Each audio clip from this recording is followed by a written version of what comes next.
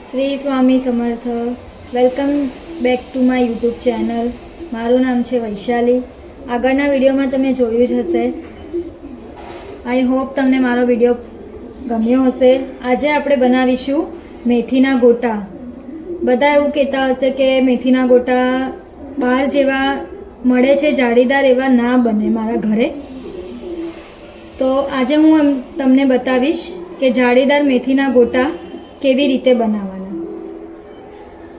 આ છે 2 વાટકી જેટલી મેથીની ભાજી, જેને હું વોશ કરી નાખી છે પહેલાં, પછી એને બારીક ચોપ કરી છે. થોડા લીલા ધાણા. આ છે 1 વાટકા જેટલો ચણાનો લોટ. આ છે 1 ટેબલસ્પૂન લીલા મરચાંની પેસ્ટ.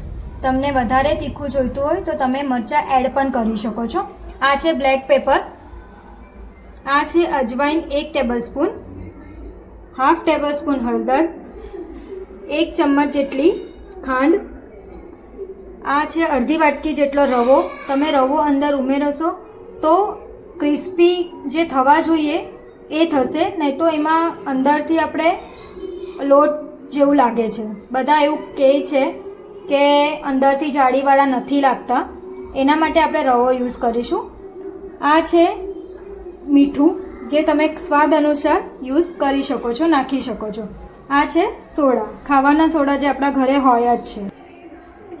આ છે 1 વાટકા જેટલો ચણાનો લોટ, 1 ટેબલસ્પૂન લીલા મરચાંની પેસ્ટ. આ છે અજવાઈન, જેને આપણે હાથથી થોડું ક્રશ કરી લઈશું. આ છે હાફ ટેબલસ્પૂન હળદર, 1 ટેબલસ્પૂન ખાંડ. આ છે અડધો વાટકી જેટલો રવો ક્રિસ્પી માટે. આ છે સ્વાદ અનુસાર મીઠું.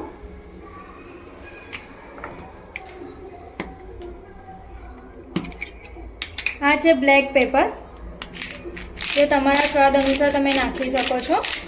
તમે જોઈ શકો છો હું કેટલા ક્વોન્ટિટીમાં નાખું છું.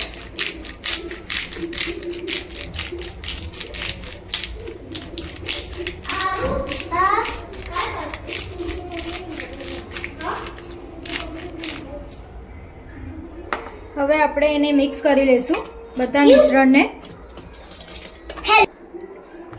આ તમે જોઈ શકો છો બેટરમાં મેં 1 ગ્લાસ જેટલું પાણી નાખ્યું છે, બરાબર.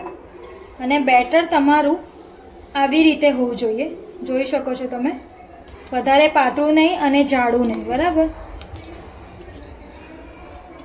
એમાં આપણે નાખીશું ચોપ કરેલી મેથી અને ધાણા.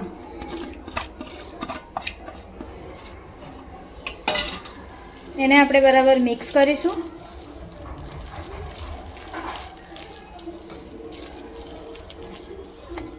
તમારું મેથીના ગોટાનું બેટર તૈયાર છે.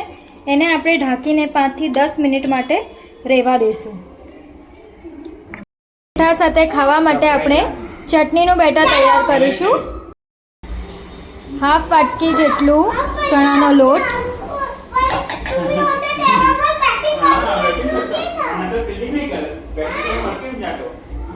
હવે એને બેટરને તૈયાર કરીશું આપણે.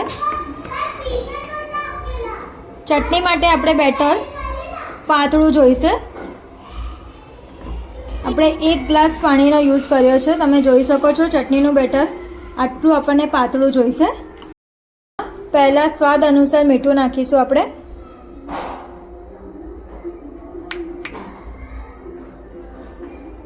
એક ટેબલસ્પૂન જેટલી ખાંડ, હાફ ટીસ્પૂન જેટલી હળદર. હવે આ બેટરને આપણે હલાવી લઈશું. માટે જોઈ શકો છો હવે તેલ ગરમ કરવા મૂકી દીધું છે. તેલ ગરમ થઈ ગયું છે. એમાં આપણે નાખીશું હાફ ટીસ્પૂન જેટલું રાઈ, 1 ચપટી જેટલી હિંગ. હવે આપણે નાખીશું કડી લીમડો અને 1 મરચું, કારણ કે આ ચટણી છે વધારે તીખી મજા નહીં આવતી. આ બેટર અમે છે ને તો પાણીમાં બનાવ્યું છે, પણ અમુક જણ છાશ નહીં તો દહીંમાં પણ બનાવે છે.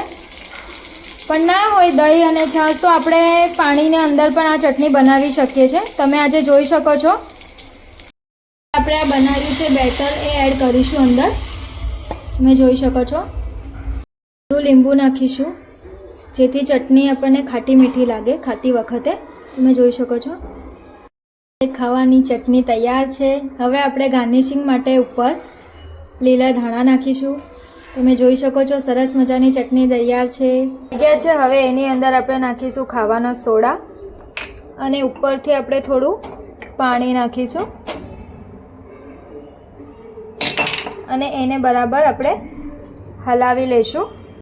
અંદર આ જે ગરમ થયું છે તેલ એ 2 ટેબલસ્પૂન ગરમ તેલ નાખીશું. જોઈ શકો છો તમે. તેલ એના માટે કે અંદર જે મેથીના ગોઠા જાળીદાર બનવા જોઈએ એના માટે. થઈ ગયું છે. ગેસની ફ્લેમ આપણે મીડિયમ રાખીશું. હવે મેથીના ગોઠા તમે નાખી શકો છો. હું અહીંયા નાના નાના નાખીશ. જોઈ શકો છો તમે.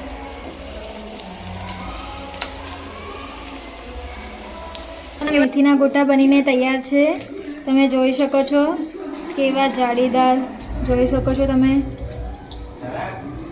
અને ચટણી સાથે ખાઓ. તમને રેસીપી ગમી હોય તો લાઈક કરજો, શેર કરજો. ધન્યવાદ. Thank you. Bye bye.